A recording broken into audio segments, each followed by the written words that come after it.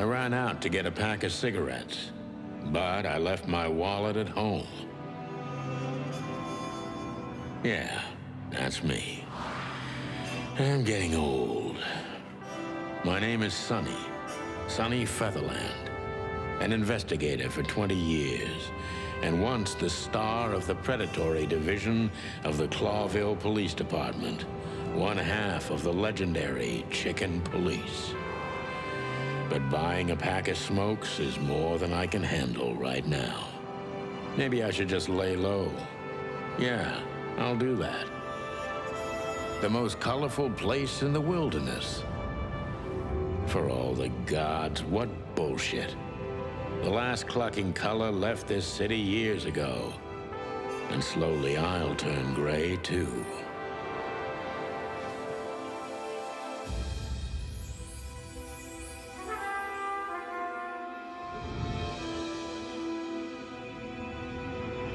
Still, what do I expect? We're living in a vast experiment, and don't even notice that everything got clucked up a long time ago. We believe in this wonderland of peaceful coexistence. Wolves and sheep, chickens and hounds. Yeah, sure, why not? It's just ridiculous. The dog eats the chicken. It's in our nature. I'm not propping up the illusion anymore. 121 days, and it's over. Retirement.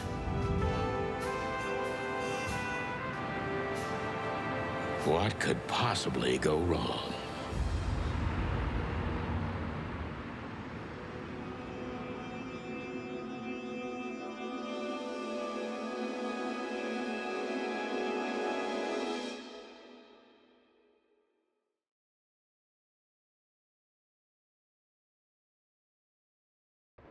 Ah, crap. My office lock is a piece of shit if a dame can pick it. She stood in the darkness. The light painted stripes on her body. It whispered secret little things that were never there in the first place. But she was no zebra. Reality was just a light switch away. Elizabeth or Charlotte? I was sure she'd have a sophisticated-sounding name. She had a bygone look in her eyes, older than this ancient building, and perhaps the whole city itself. Or maybe I'm just drunk. But she was the first womanly thing in my place for a long time, so I had to give her a chance.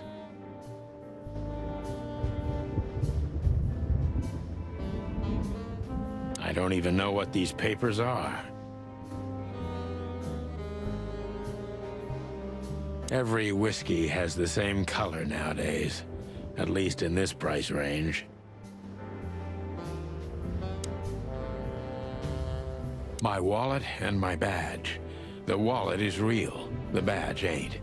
Chief Bloodboil took mine, so I got this one out of a pack of cornflakes, just in case. My last cigarette. You're lucky I don't have a light, pal. She doesn't seem so dangerous that I need to grab my gun, but you never know.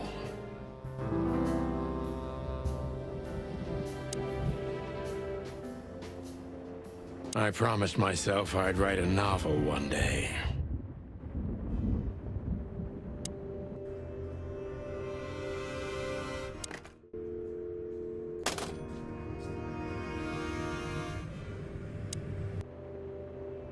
Books I'm never gonna read. Maybe nobody ever has.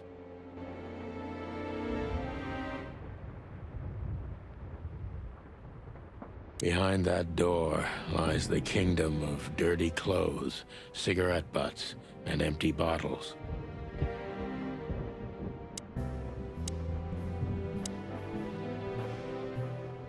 The Wild Gentlemen.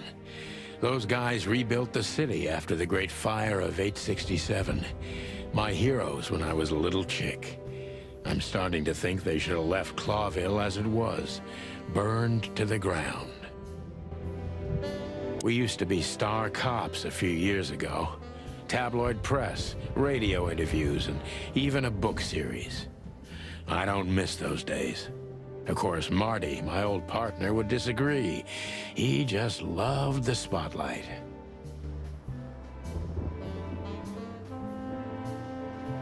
M.B. Davis, the eternal king of jazz. The photo is from the days of jazz prohibition. I only heard the old man live one time, but I'll never forget that night. And not only because I woke up at the harbor without my gun, my badge, and my pants.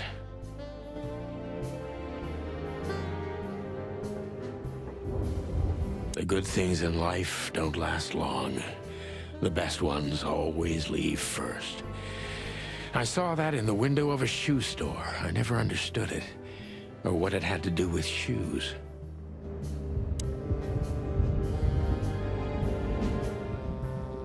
I don't see colors anymore, only emptiness.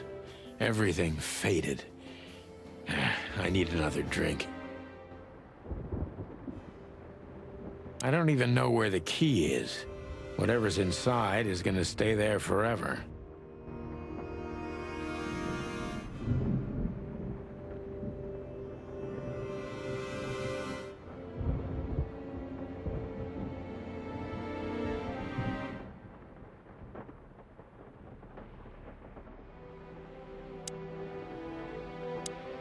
Let me introduce myself. My name is Deborah, Miss Deborah Ibanez. You're mistaken, ma'am. Oh, really? Please enlighten me, Mr. Featherland. I'm not a private eye. I'd recommend Mr.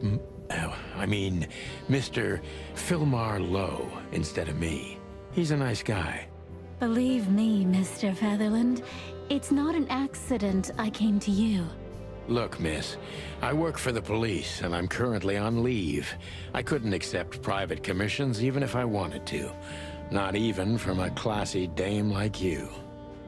Am I that easy to read? That's my job. But tell me, since you've invited yourself in, would you like a drink?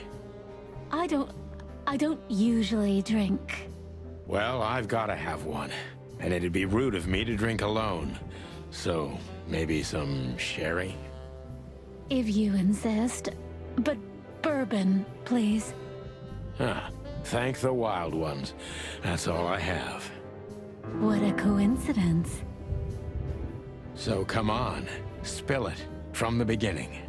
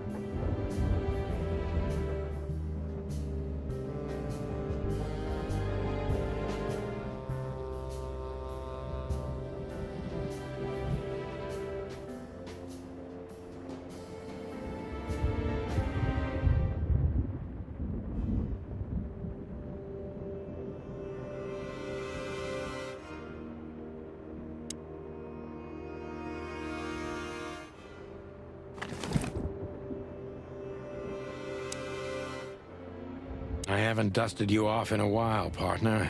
Looks like I may be needing you now. Ironic, but ever since I've been on furlough, with only my fake badge sitting in my cabinet, I feel more like a cop than I ever had before. More like a Clawville cop, anyway. Oh man, I totally get you.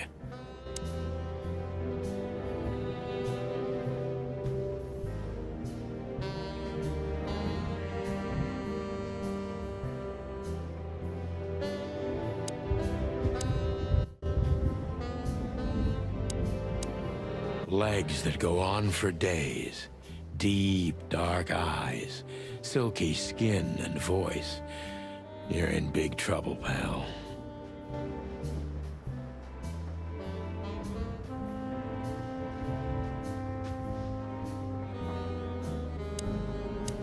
That's better. Now, if I understand correctly, your mistress is receiving threats. What kind of threats, exactly? It's a very strange matter. First, there were letters. Then it came printed on a wine bottle's label, sent as a gift. Then carved into a brick, thrown through the window. And finally, they painted it on the wall of the house in giant red letters. I think it's time to dig a little deeper. If you don't mind, I'd like to ask you some routine questions. Please, that's why I'm here.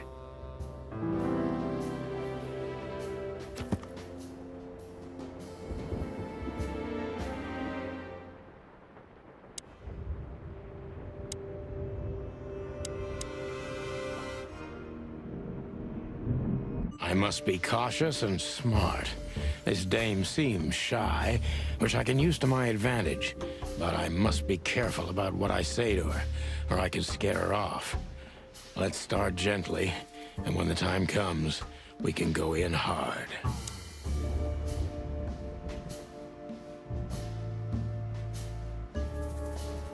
Who exactly are you, ma'am? I'm not somebody important, Mr. Featherland. You're important enough to deal with such a delicate matter, right? I carry out the wishes of my employer, nothing more. This means simple paperwork, most of the time. You've been thrown into deep water, sweetheart. Tell me, can you even swim? Believe me, this is just as unpleasant for me as it is for you, if not even more.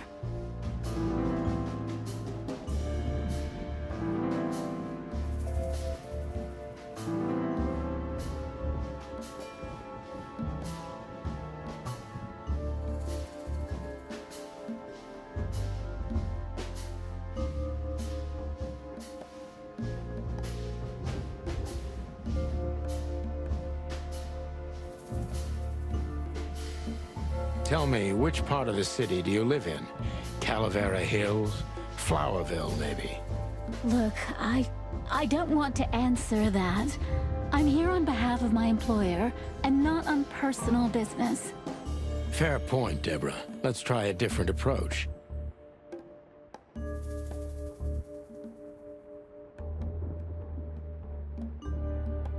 Why did you have to visit me this particular evening? I have my reasons. I may look like a silly little fawn, and maybe I am, but I still have common sense. I don't doubt that for a second, Miss Ibanez. This day is essential to my mistress, and she thought it's also important to you. A message in itself, for sure. But to be honest, even you are. You know what? I'll just take that as a compliment, even if it wasn't meant as such.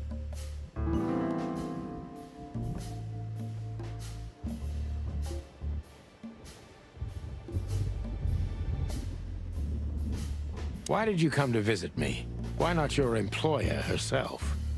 My employer is Miss Natasha Katsenko. She hasn't been leaving her home lately, only if she really has to. How so? Miss Natasha is afraid. She's scared because of those unwanted messages, and everyone knows who she is. So she's that kind of woman. I don't know what you mean. Of course you do, Deborah.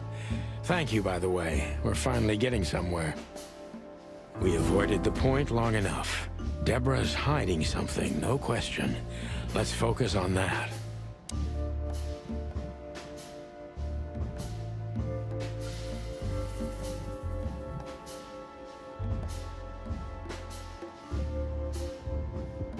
I'm sure it's not intentional, but, are you toying with me? I'm not sure I understand you, Mr. Featherland. Cut the crap, Deborah. You're a pretty smart girl, and you can't hide that no matter how hard you try. But ever since we've been talking, I couldn't force one single straight answer out of you. I'm starting to think I'm terrible at what I do. I'm sorry, Mr. Featherland, you're right. I'll try to be more straightforward next time. I appreciate that, ma'am.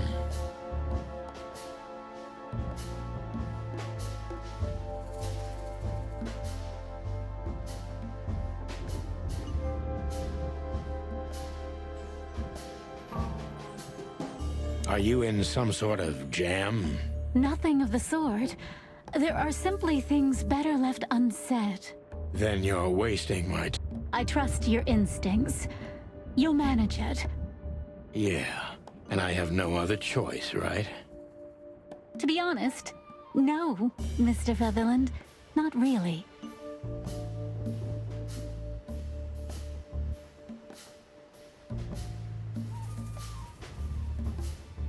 Have you ever felt truly vulnerable?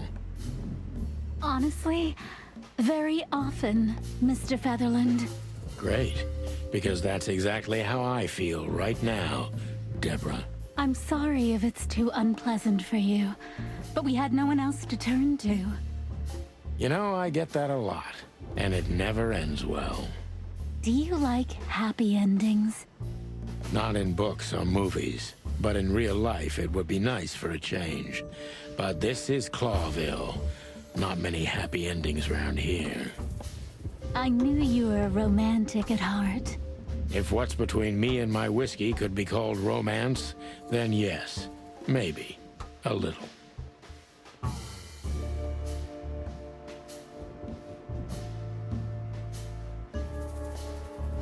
If you won't come clean, what's the point of all this? But, Mr. Featherland... I'm sorry, sweetheart, but I'm way too old for this game. Please, just think again. For me and my mistress's sake.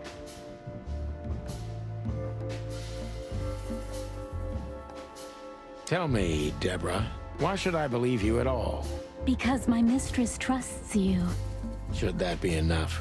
If you really like what she thinks you are, then yes. Damn, what can I say to that? Look, I didn't mean to back you up against the wall. You have a way with words, sweetheart. Did you ever want to be a cop? No, not for the world. Heh, smart answer.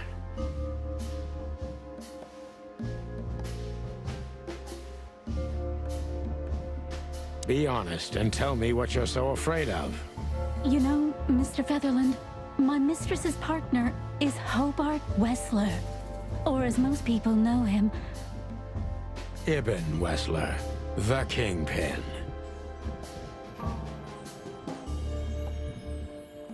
Exactly. Feathery gods, help me.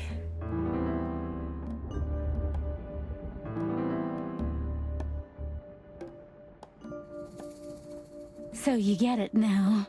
The secrecy. To put it mildly, I think I understand it all. Wessler. This little piece of the puzzle changes everything.